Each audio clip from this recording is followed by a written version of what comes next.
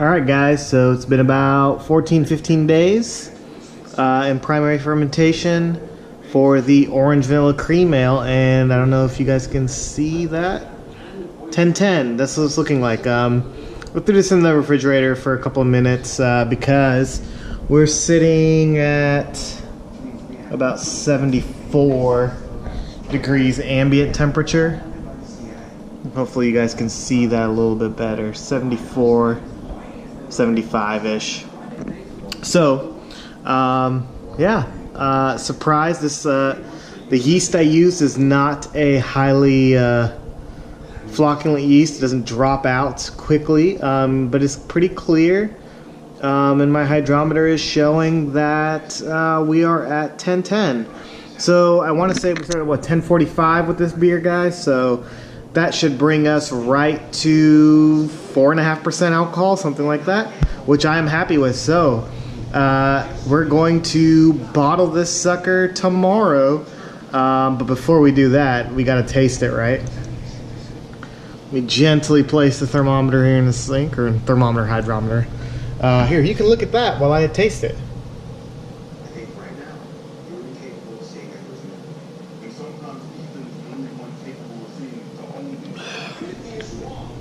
Nice and clean, guys. Really, really clean.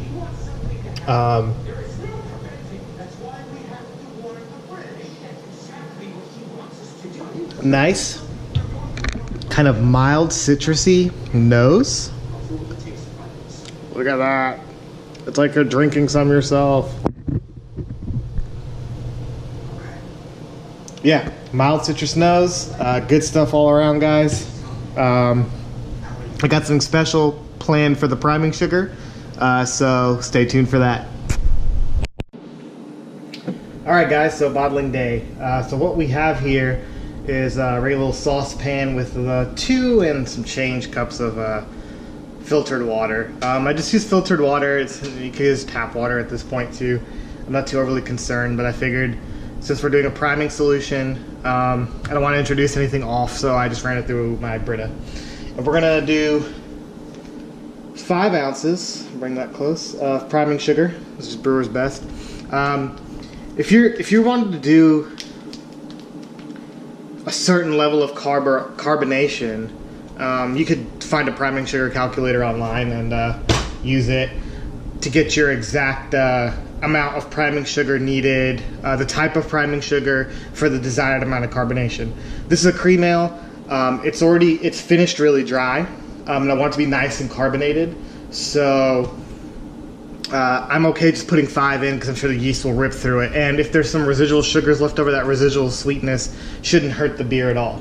Additionally, we're also going to add in some more of this vanilla paste, and that's what you see in the first video when I added that too as kind of like a steep addition. We're going to add in a couple of tablespoons, I don't know how much yet. And then once we've kind of cooled it down, I got a bottle of some triple sec. This is Juarez triple sec. And the idea is that this is a creamsicle, an orange vanilla creamsicle ale. So we want to accentuate the vanilla and orange flavors in the beer. And we could certainly do extracts. We could add extract flavorings to the bottling bucket, but you know, if we can, I like to try to avoid that as much as possible. And tasting the beer and smelling the beer, we had a nice citrus nose on it already. It's mild, but it's there. And so hopefully this triple sec will kind of round it out, again with that mellow, sweeter citrus, and then the vanilla, of course, should be giving that potent kick. And so here we have some water coming up to boiling. And so I'm going to go ahead and add in my priming sugar first. This is just corn sugar. Again, we're going to boil this, so make sure you have everything clean, but sanitary isn't really necessary.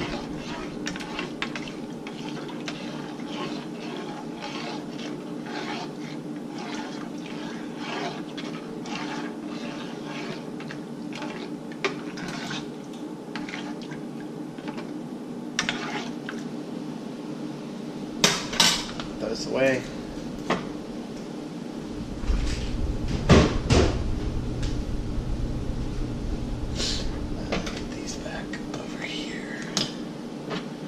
And I'm going to go ahead and add our vanilla paste as well.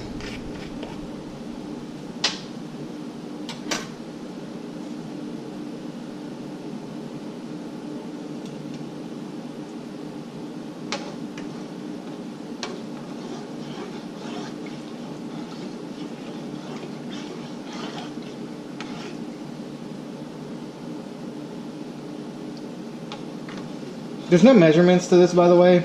I've never done this before, so I'm just trying to see what the outcome will be, honestly.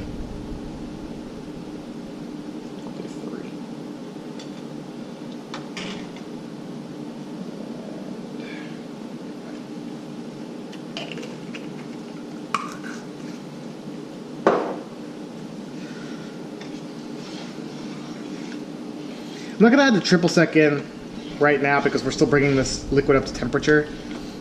And triple sec, because it's alcohol.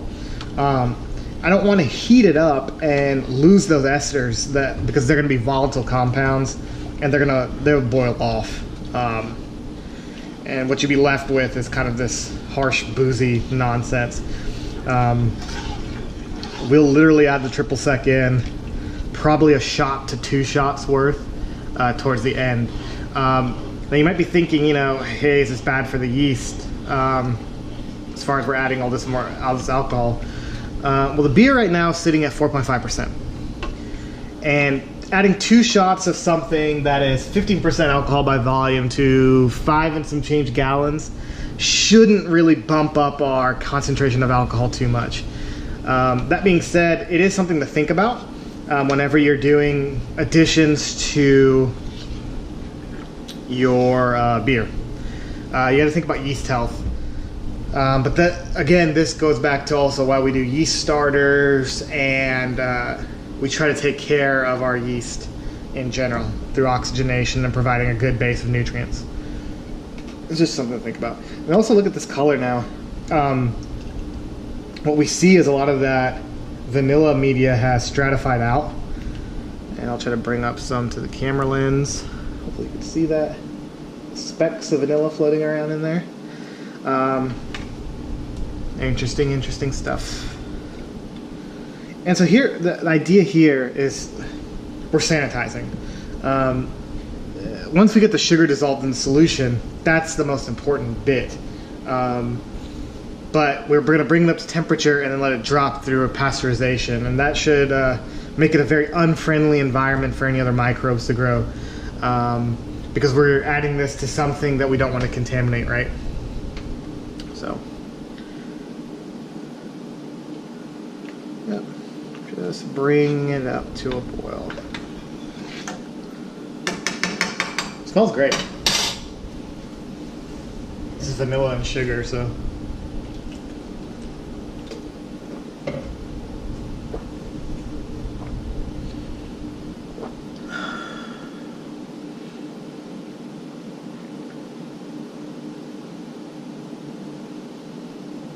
One thing to be careful of, just like when you're making your beer, whenever you're boiling your wort, you have a sugar-water mixture.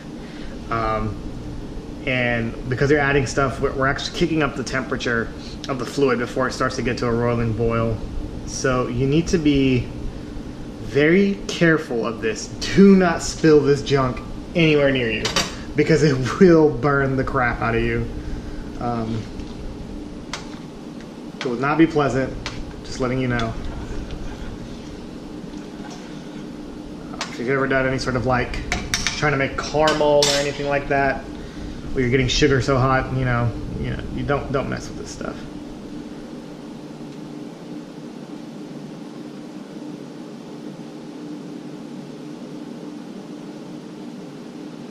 And yeah, okay, so here we are. We're coming up to a gentle boil. So 5 minutes, so we'll fast forward.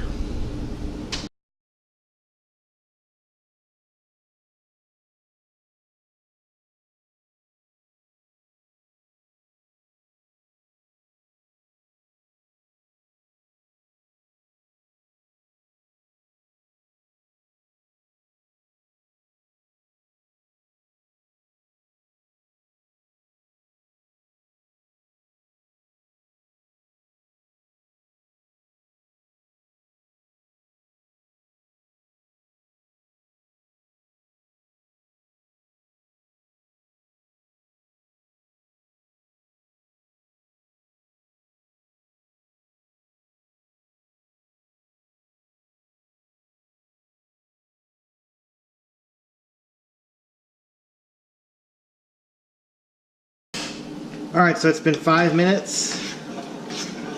Turned off the heat, but I haven't removed the pan from the burner. So let's stir it.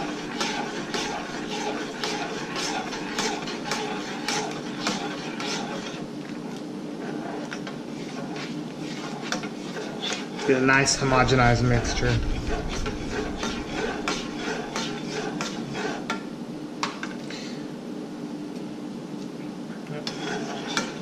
Now, one thing, I don't know how many other people out there do it. I brewed a green beer for St. Patrick's Day, and that's when I decided to do my color additions to the priming sugar. And I think this is kind of a good way to add flavor additions to your beer if you want to do it for like bottle conditioning. Is to add it to the priming sugar, because as long as you know how to mix your priming liquid in with your beer properly to get a good, again, homogeneous beer, you should have no problems carbing every single bottle. And then you should get even flavor distribution for each of those bottles as well.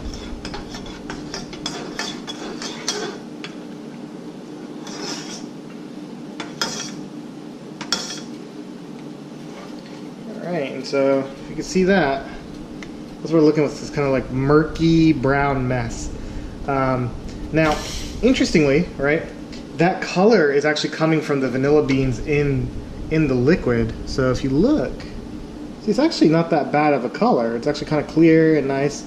It's just those vanilla beans that have separated out. That vanilla matter should come out. So, you know, when you think about the cream milk, you want it to look nice and pretty. Well, this should drop out in the bottles when you chill them, which will be nice. So hopefully we'll be able to get maximum flavor extraction and whatnot. All right, now triple sec. The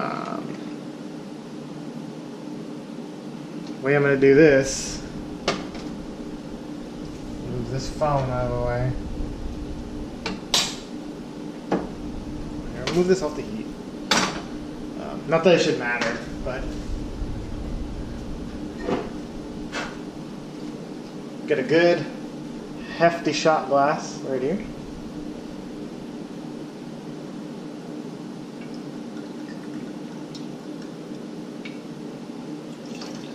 One,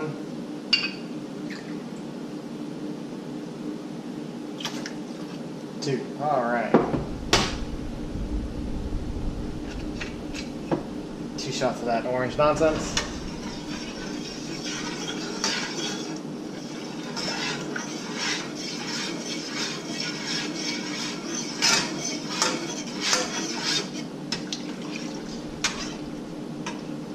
I'm not exactly sure how triple sec is made, so I don't know if there's any other like residual sugars in there either. I don't know. Just smells nice. Cool. Lid. That's it. We're gonna cool this down now to room temperature, because obviously you cannot put this super hot liquid into your beer. You're gonna kill yeast and do all sorts of nasty things. I'm just going to let it naturally cool down, and you will see why that's okay when we get to the next part of the video when I show you how I stir in this solution into the beer. So, be back. Alright guys, so everything has been cleaned up. What you see here is all the bottles. They've all been sanitized. The caps for the standard beer bottles have been sanitized, and these are my flip top bottles. Everything's sanitized up. Bottling bucket sanitized. The hose is sanitized. Fermenter's ready to go. And now we have our priming solution. And so what I'm going to do basically is I'm just going to carry on through the whole bottling phase and film it. Now I'm going to fast forward the bits that have to do with actually filling each bottle with priming sugar and capping them and all that, because it's pretty standard. But I wanted to explain kind of what I do. So I know how much volume I have in this fermenter, and it's 5 and some change gallons, right? So what I'll do is I'll actually fill up my bottling bucket with some Star San, and I'll make a Star San solution to 5 and some change gallons, right? Then I will take my racking cane, which is in that bucket right over there, and basically run the Star San through everything in this bucket all the way to into the bottles. And what that does is it helps me basically sanitize the racking equipment, and it's also going to put sanitizer in the bottles. And for the flip top bottles, I'll cap them when they're full of star sand, shake them around a little bit, let them sit, and then obviously if you can see that little bowl right there, it's full of star sand and some bottle caps. I'll sanitize that too, and then I got my bottle capper here. I'll actually immerse it in some star sand when we get to that point. And so I'll fill them up, let them go. These bottles, actually, I just ran them through the dishwasher, no detergent, just some hot water to get them clean last night. And then I actually use, let me get my phone here so I can see where I'm aiming. I'll actually use this attachment here. This is my bottle washing attachment. And there's a thread adapter, which is a garden hose to a standard faucet adapter, right? So I will, I'll do that, rinse out all the star sand, and then kind of go on. So let's go over here to priming sugar solution. Let me give it one good mix.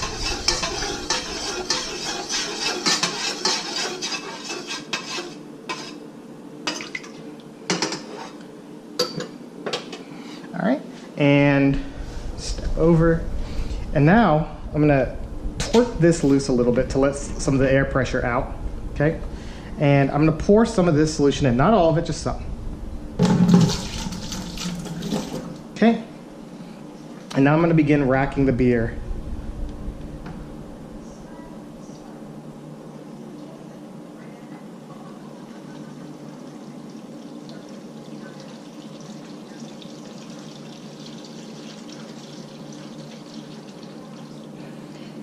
All right, now, could I cover this up to avoid oxygenation? Sure. There's lots of people who tell you different things about how we should and shouldn't do bottling, and the worries that happen with oxidation. My thought has always been to work fast, because what we're doing is we're adding a sugar solution which is going to help drive off some of that oxygen that's going to be present in the beer.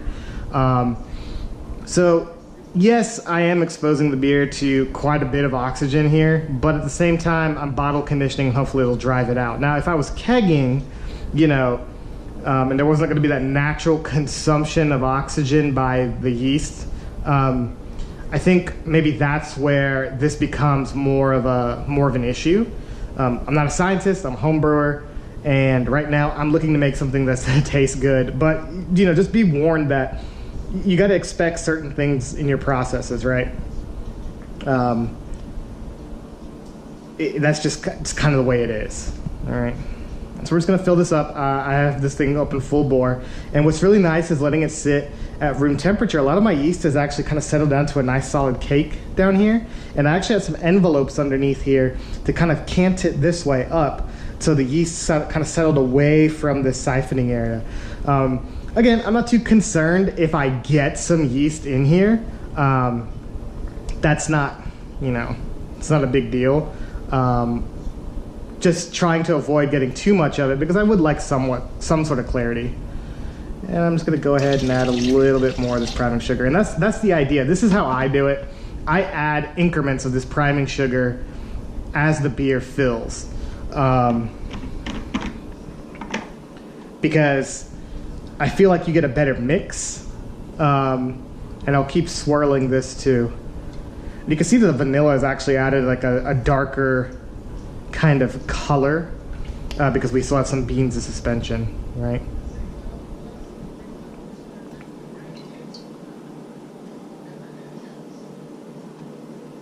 But we're just gonna drain away.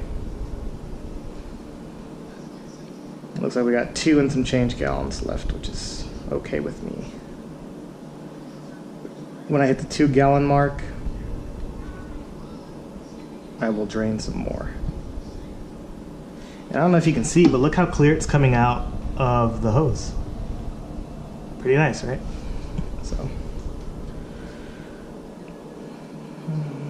Oh, look, an email. That's awesome.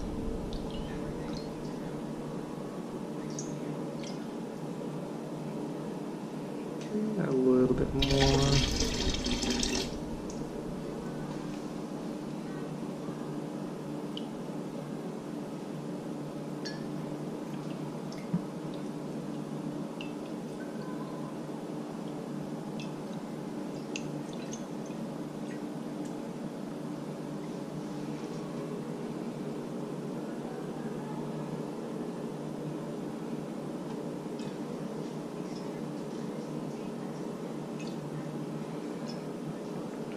Now one day I might get into yeast washing too. We'll just look at how much yeast is collected out. Not really too about it right now. But using that hop spider actually helps a lot, get a lot of that trub out. At least the hop trub. Whatever sort of hot cold break is in here and whatever yeast byproduct is in there, you know.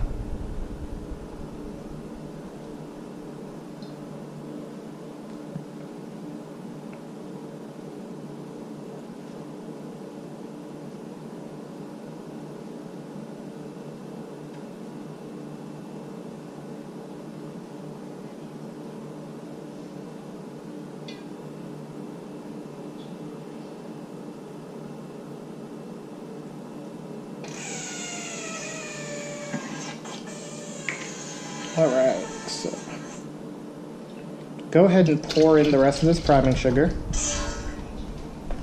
I'm going to open up top of my fermenter here.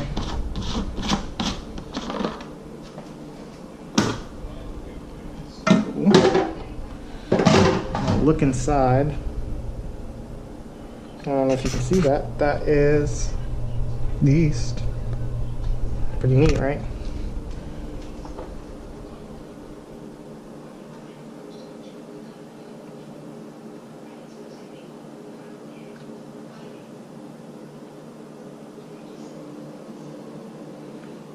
And I'm watching the beer as it comes out, so.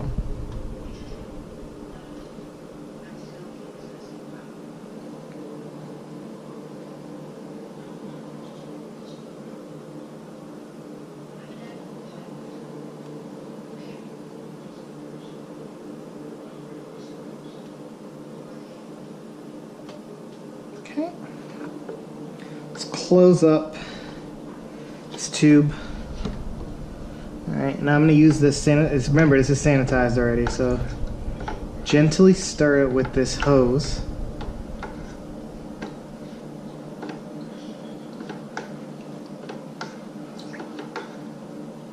Try to get good contact with basically the vanilla and the priming sugar and this little bit of yeast that's still in the beer. Good contact all around. And I'm gonna throw this back into the Star San just to start to pre-clean it.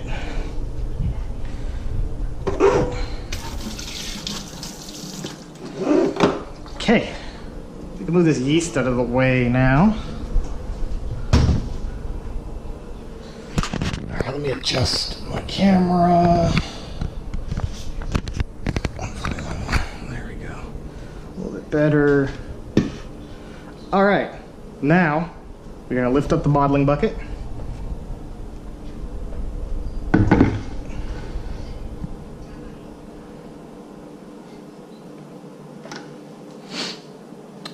Move this milk crate out of the way.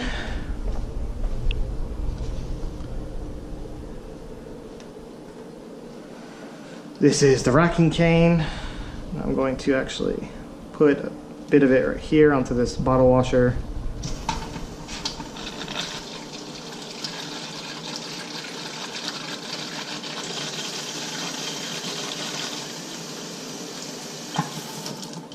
This is no rinse, by the way. Star San is no rinse. I just rinse. I don't even know what to tell you. I'm like that. The thought of having Star San in my beer bothers me. Even though it's no rinse. But I will also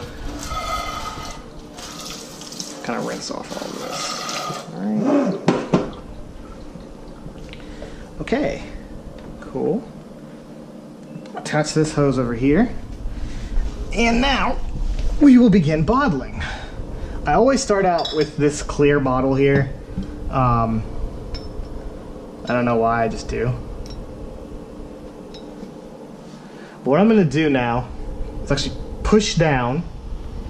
So like I'm gonna fill and I'm gonna open the valve here. If you don't push down, what you will find is that you'll start to spray. There's a pressure bleed valve. All right, and so there you go. That's one bottle of beer filled. I'll actually hold this over here. And we're gonna fast forward now because this is about to get boring.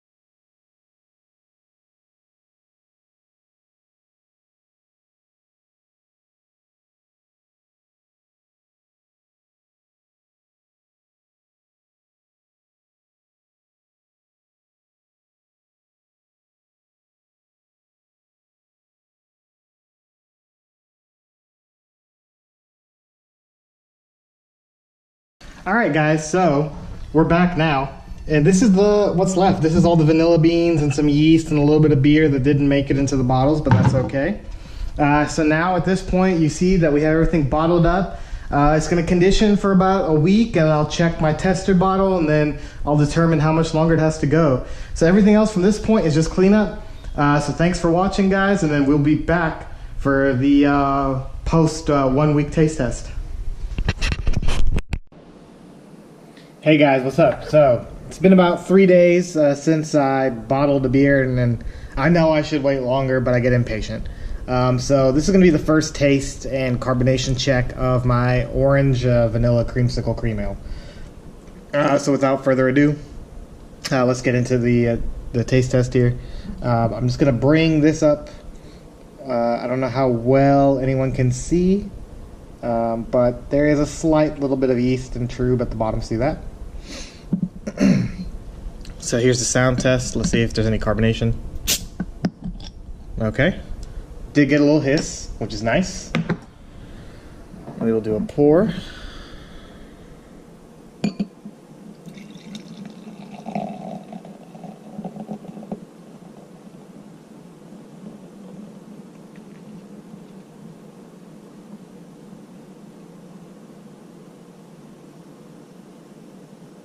Nice gentle pour. There's some sediment in here.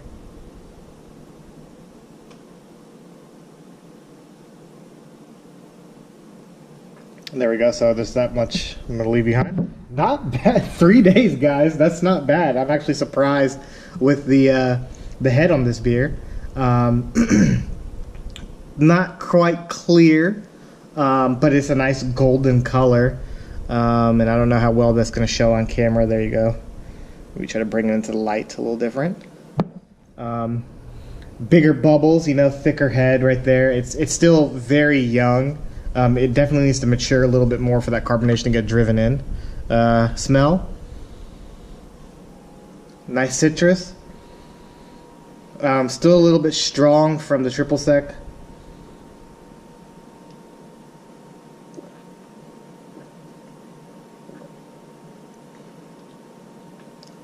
Nice carbonation so far.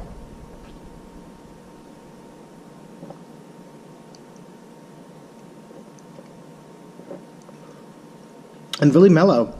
Wow. I'm impressed. Of course I am. I made the beer. Why wouldn't I be impressed with it? No, it's not bad. Especially for 3 freaking days in the bottle.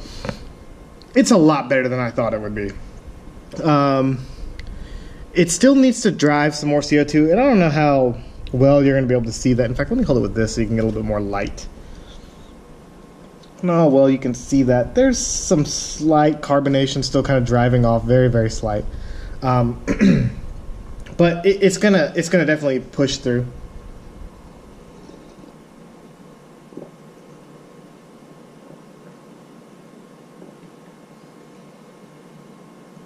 And it's very subtle with the vanilla, but you get a nice, refreshing, kind of citrusy nose to it, and a very, very mild bitterness, but that's what you expect with the hopping regimen.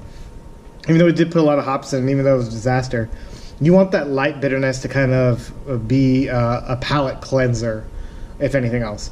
So yeah, that's it, guys. I'm going to enjoy this beer and finish up the rest of them. And I really hope that you've enjoyed following me in this video. I know that these 2 videos are long, but my idea was to really kind of document the entire brewing process from start to finish. And so maybe in future videos I'll try to truncate it in my editing and keep them nice and short, and maybe put some like quick fast forward links or something like that for you guys. But yeah, I always want to show the entire process from start to finish, because I'm a big believer in sharing that knowledge. And brewing beer is as easy or as hard as you make it. And if you're interested in it, I'm willing to help anyone out. So until next time, guys, cheers.